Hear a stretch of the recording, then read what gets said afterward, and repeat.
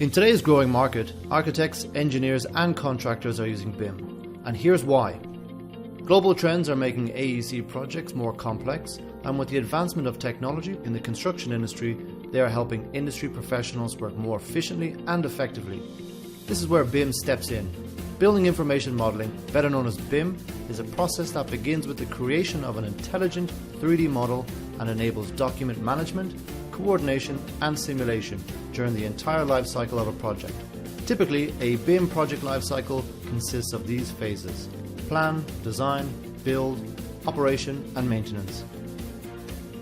The power of BIM is how it allows architects, engineers and contractors to collaborate on coordinated models, giving everyone better insight into how their work fits into the overall project, ultimately helping them to work more efficiently.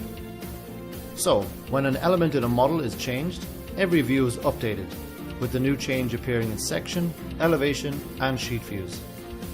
The data can be used in powerful analysis and simulations to include realistic visualizations.